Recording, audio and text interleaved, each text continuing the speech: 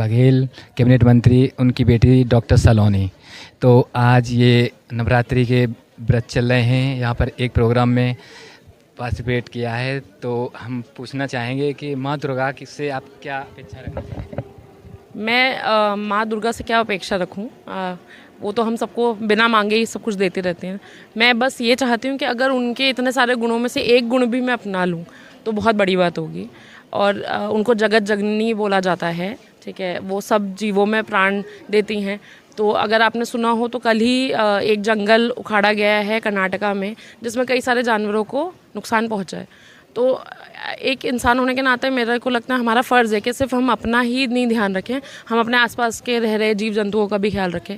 बहुत गर्मी हो रही है, आप अपने घर के बाहर ठंडा पानी रखें और हो सके तो थोड़ा दाना डाल दिया करें चिड़िया के लिए, कुत्तों के लिए बची हुई रोटी डाल दीजिए। उनको आपके गर्म ताज़ा फूली हुई रोटी नहीं चाहिए, उनको बस कुछ खाने के लिए चाहिए। तो जी, तो बस माता रानी, मैं यही चाहूँगी माता रानी सबको सद्बुद्धि दें, सबको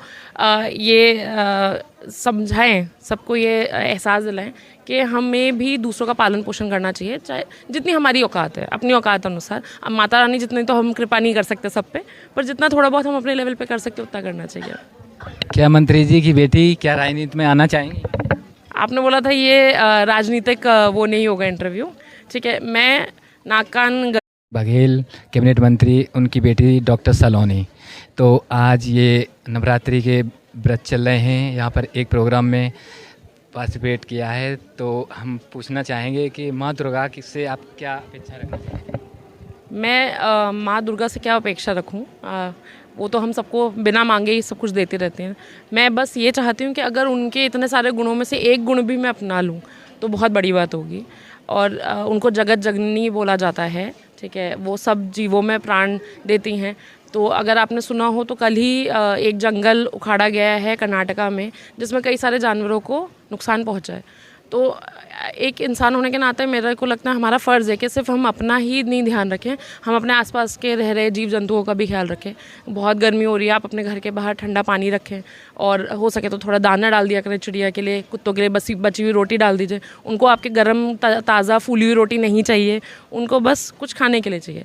तो जी, तो बस माता रानी, मैं यही चाहूँगी माता रानी सबको सद्बुद्धि दें, सबको